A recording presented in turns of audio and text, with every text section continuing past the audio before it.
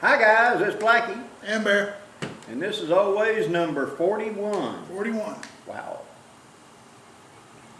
Well, here it is in October. We had cool days in the beginning of October and then in September, and now it's back up in the 80s. Of course, it corresponds with the first weekend of deer season for bow hunting.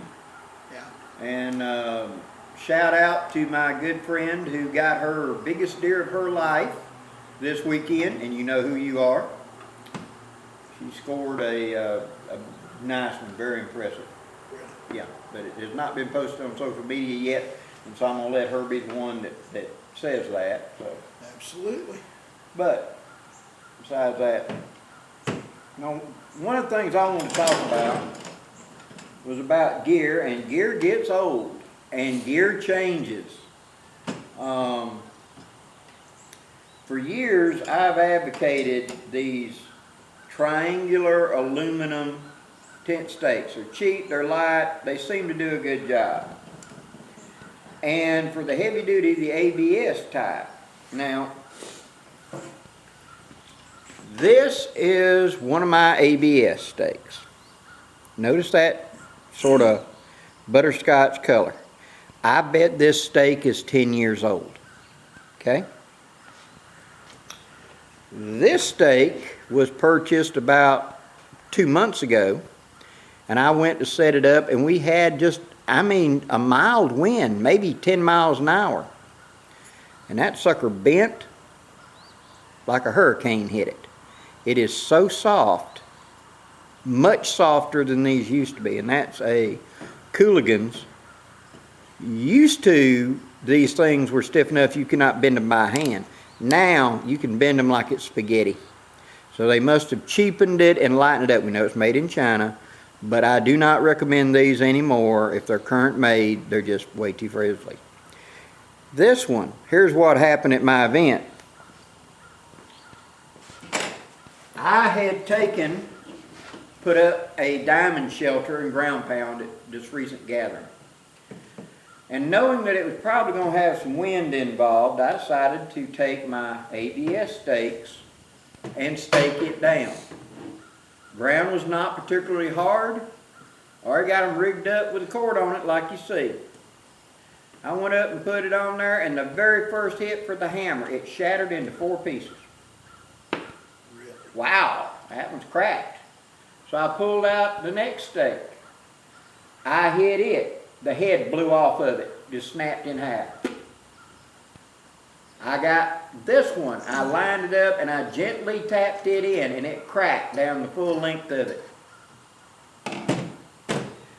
ABS plastic is really good tent stakes. However, understand when they get old, they get brittle. What keeps any kind of plastic pliable is there's compounds within it that keep drying out over time, that keep it, we'll say, moist, flexible, whatever you want to call it. Once it completely dries out, it becomes brittle. And I would not have thought, I've used these things so many times. Yeah. I relied on them.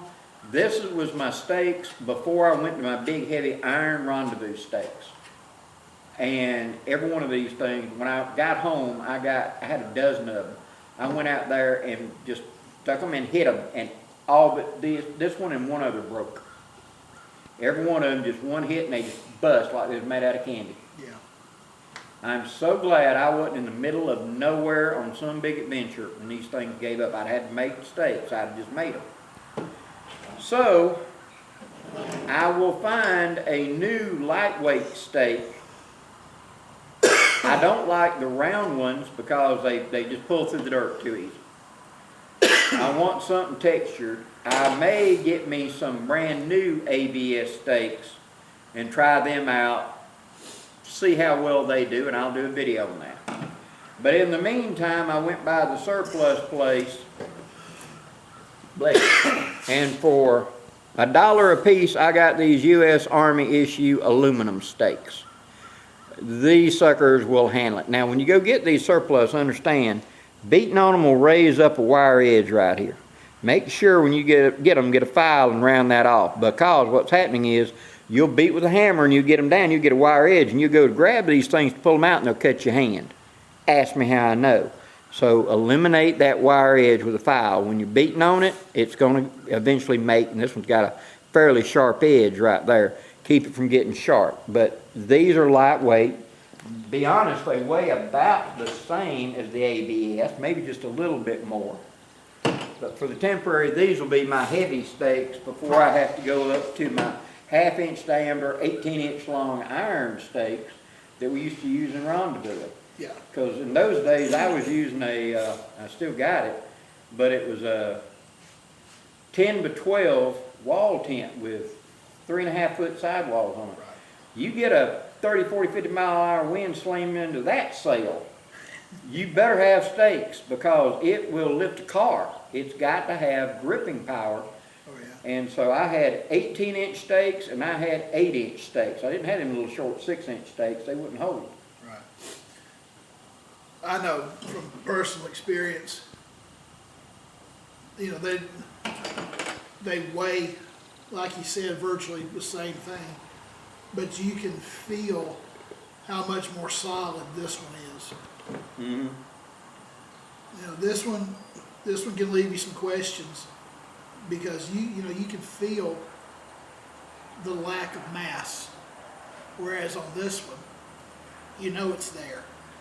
And these stack together better. They just shoehorn right together, Yep, they just lay one right in the other. and they actually take up less space in the pack than the ABSs do. So yeah, you may be toting a few more grams of weight, but you got peace of mind. I would rather tote 4 stakes. I know what my outline needs.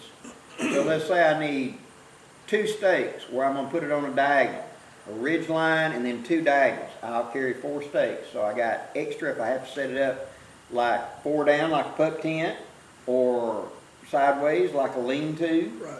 I've always got enough stakes. Anything beyond that, I'll just fabricate a stake. It's not that difficult. But I'd prefer not to have to fabricate a stake.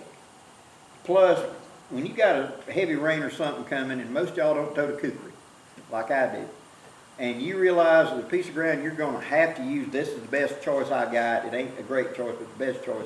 And I might have to make a ditch around right quick to drain water. You can dig with one of these pretty quickly. That's one of the reasons the military did it. Wrap a rag around that top and start digging with it like a trowel, and you can make a little V trench around the edge of your tent to direct water away from you. And several times I've had to do that because this is the only flat location you could set up, and you got this long, slow sloping hill where you know all the water is going one way. You're it. And so you need to divert it. Make a V above you, upstream, so the water coming down hits and runs away from you. You're here, and it will divert and go away from you and flow by you. Yep. There was a young man who put his tent I believe it was back in the spring at the gathering, put it right in a wash. Yeah. And you had to correct him very quickly and explain to him why not to put his tent there. It was a very good looking place, but what he wasn't doing, he wasn't reading the ground. And you look at the swirl patterns in the leaves and in the pine straw and the sand, that's a giveaway. That this is where the water is going to be flowing. Right now it's nice hard dirt, but you get a rainstorm and this is where the water wants to sheet down through the hill, you know. And so it's going to just pile up to that first little barrier, then flow over to the next barrier, and you get this waffle effect, and you see that pattern in the leaves, and that means you're in a wash. You're going to get wet, and your tent can be perfectly dry on top. Unless you've got a waterproof bathtub you're sitting in, you're going to get wet from the bottom. Very true. I have many times, that's one of the reasons I don't like modern tents, to be honest. My wife, for quite a while there, she wanted to use one of the modern tents because she could put it up by herself. And I agree. But invariably, they leak like a sieve, even when you do all the seam sealing. And invariably, whenever you get a sopping wet ground, it comes up to the bottom. Yeah. I mean, you end up having to tote another waterproof tarp to put underneath it for a footprint. And then make sure that all your gear inside is up off the bottom in case it does flood during the night. Well, you'll remember when we were scouts, not scout leaders, but scouts, we were all in military surplus shelter house. And when we would set up our tent, we always had a ground sheet that we had to put down. And we would, as you say, dig the V uphill and then come around to the foot of the tent and let it just leave it where it would just drain out. And Make keep it a going. wide bottom where it flare out and keep going. But we would also take the dirt that we dug out of that trench and pile it up on the edge of the tent with some pine straw. Seal that edge so it didn't blow underneath. Yep. Because it will jump that ditch. Without that little berm there, you will get wet. We're doing living history. God love him at Fort Toulouse. The archaeologist named Ned Jenkins. Very fine fellow, very intelligent. Good man. Good man. He was a stickler for authenticity, and so the issued tents that were issued for us, the troops, didn't have sod cloth in them. So it's a little bitty wedge tent, and you drove the stakes, and the side rose up like 3 inches. You know, so it'd be this arch where it'd be a tent stake, 3 inches high down, another tent stake. And it was like that. And you could lay in the tent and look out and see outside. You got a 3-inch gap. You'd have a blowing rain or whatever, and it would blow under. And they said, that was so you could see the hostiles. oh, yeah, right. Or the like, British coming up on you. It's like, look, we're not, you know, these are, yes, they're being put up, but we're actually camping in these. How about we get some with sod cloth in them so that drops down and seals up that gap on the inside. Oh, no, historically they didn't have them, and etc. History is a great thing. When you're the one laying there getting wet in a blowing rain, yeah. History just doesn't work out that way. I'd tote me a heavy canvas ground cloth, and I'd put it in and I'd roll it up on the inside so the rain would go underneath me, and it was rolled around on all sides with hay. So I'm laying in a bathtub. And several times, whoever my tent mate was over there would float out during the night, and I'd still be high and dry. So, You know, sometimes you just have to look at folks and go, it is 2023 after all. yeah, we did learn a few things, you know. It's not 1753, it's 2023. I mean, he's having a heart attack. Take him to the ER. We don't need leeches. You know, this is a reenactment. Heavy on the act part of it, okay? And you'd be surprised how serious some of these people would get. Oh, yeah. Oh, boy. The gentleman that I've talked about in the past, we called him store-bought. He had the finest rifle, made by all the most prestigious names. His clothes were handmade by Beth Gilgum, who was a big, huge name back in the 80s and the 90s. She was one of the authorities on historical clothing. His shot pouch was made by such and such. His powder horn was made by such and such. His shoes were made by, everything was just spot on. He couldn't skin a squirrel to save his life. He went on one squirrel hunt with us, and bless his heart, he was a city boy. He was a good actor, but he really didn't have any wooden skills. And we were all out here, you know, living the life, so to speak, just wearing our historic costumes. And so we're actually doing a big squirrel hunt, and then we're going to combine whatever's killed in one big stew pot and make stew and rice with it later on. And he got blind lucky and killed a squirrel, and then he had a single squirrel, and then he asked, like, well, I think he shot 11 times. And with that ultra accurate, wonderful rifle that, quote, quote, could compete in national matches, but he couldn't shoot. And so we started calling him by the nickname Store-Bought because he had the best you could buy, but that didn't make him a better woodsman, you know. But, And it's like you and I have said before, it ain't the rifle, it's the person behind the rifle. I've seen some of the biggest piece of junks that I didn't think, was gonna hold together. And yet they would shoot accurately and be a deadly hunter out to 150 yards. Well, how many times do you see in the historical record guns that are pitted and wired together, or they've got sinew around them and they've got pine tar wrapped around that? A rawhide shrunk to hold a broke Rawhide stock, shrunk around the yeah. stock, yes. And they maintain function. Yeah. How many of the knives you see that just this weird shape, whatever, with this off weird angle hunk of antler stuck on it, and that was his knife, for God knows how long. It wasn't bent, broken, that's how it was made. We're kind of spoiled. We live in a technological age where we're used to looking at repeatable designs, where everything is mass produced. Back in them days when you went up to a gunsmith, it was what he had available or what he was willing to build. Yeah. And how much money did you have? When you came up on Frontier Gunsmith, you didn't just go in unless he just happened to have something up in the rack.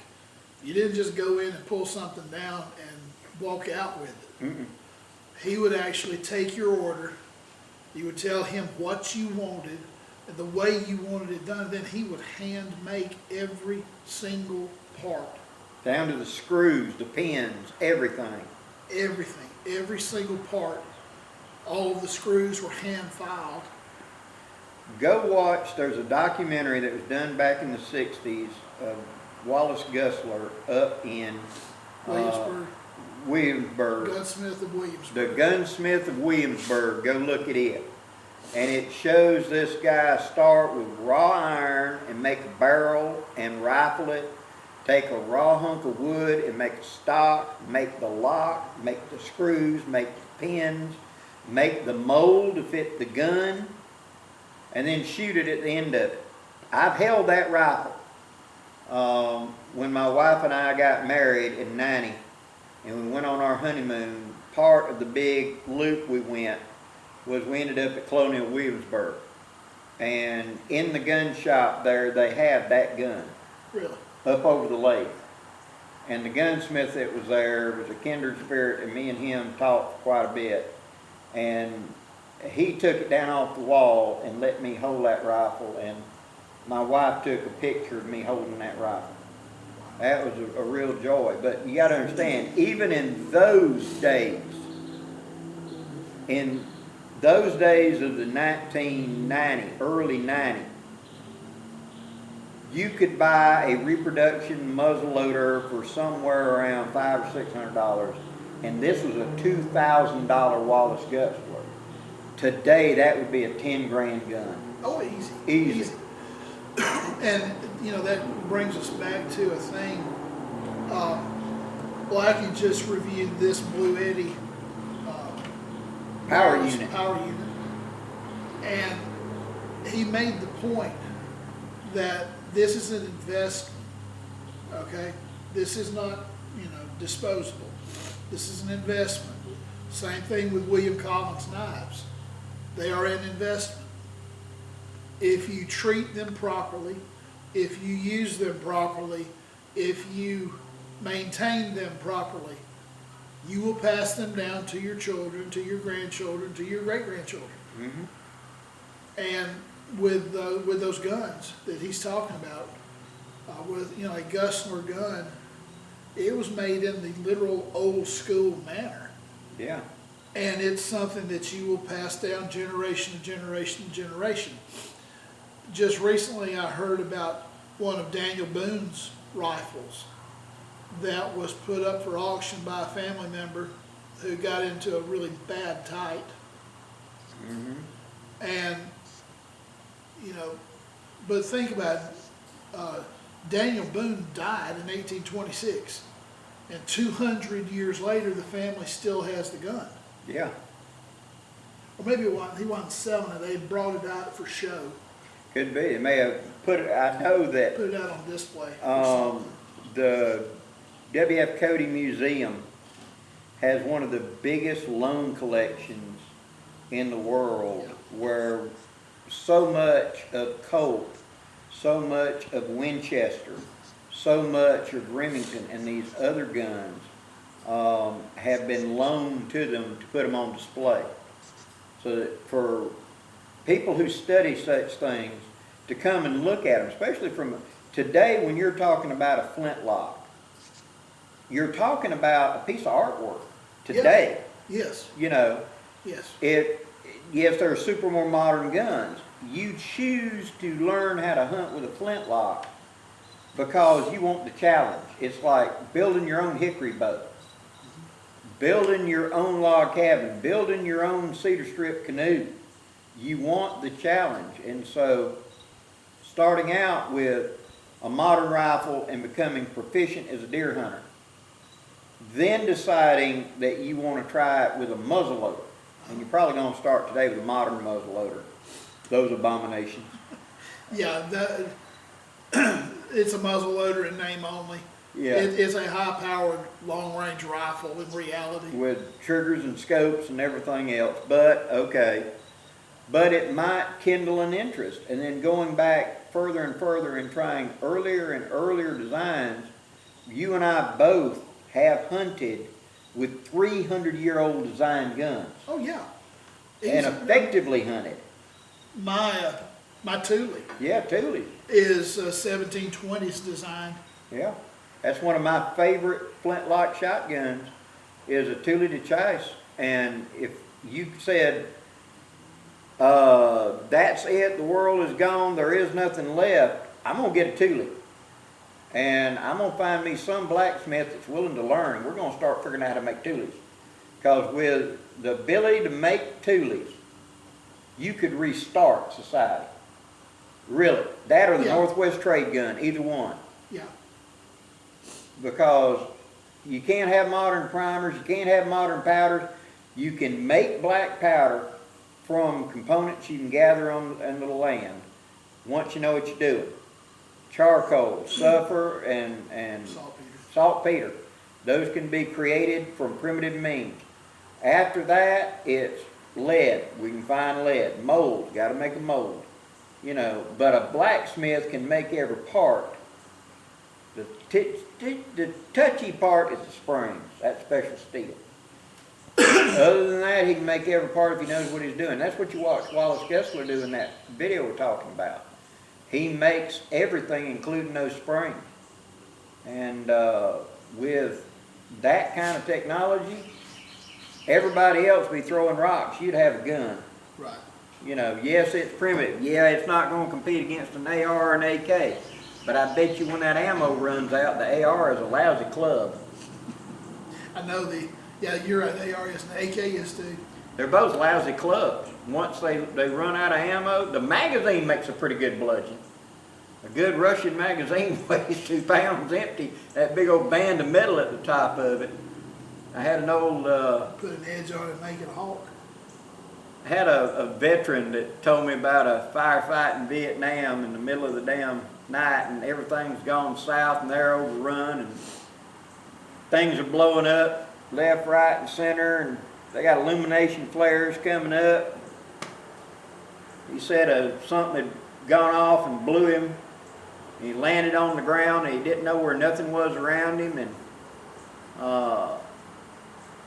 this one bad guy ran over him toting an AK and shot, and then the guy pulled the empty magazine out and threw it down and slapped a new magazine and took off running, and he reached over and picked up the magazine, and the next bad guy that run up, he jumped up and attacked him with the magazine. He got 3 of them with a magazine, just bludgeoning, you know, and then he managed to get a gun away from one of them.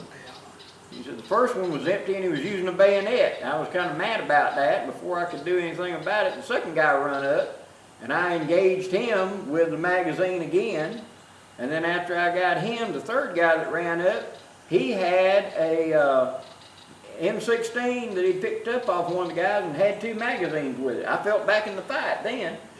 But he said, heck, he engaged enemy targets with an empty magazine. It makes a good bludgeon. Hey, you know, how bad is it? How bad do you want to live? How motivated are you? I'm having to keep track of time.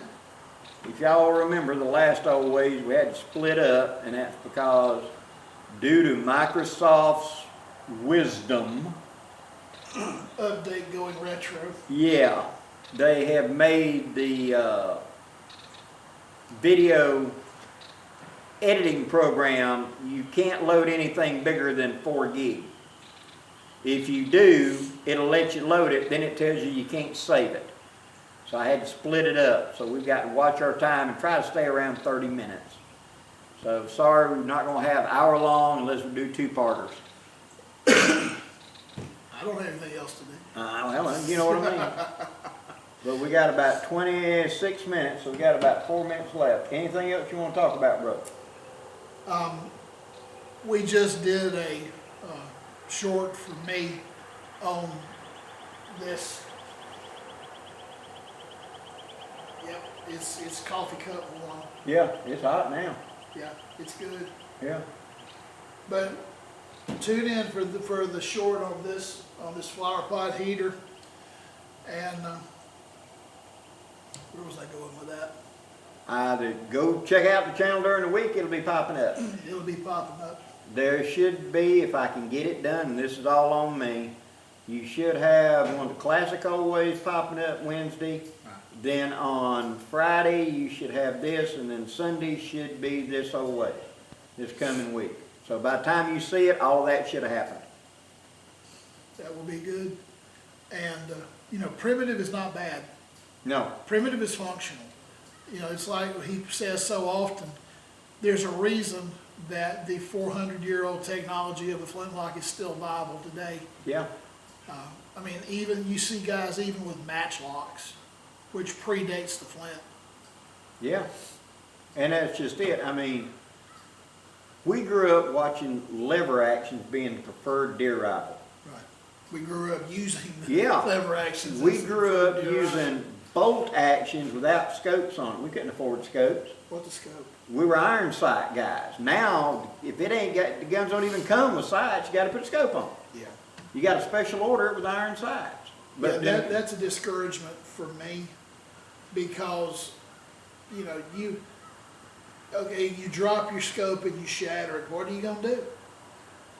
bust the guts out of it and center her up in the hole. I did, but the only option. That's your only option.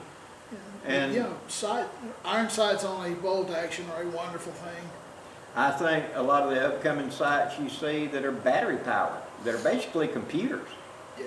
that will put a red dot on it and calculate trajectory and adjust your point of aim and everything automatically, so all you got to do is pull the trigger. Great.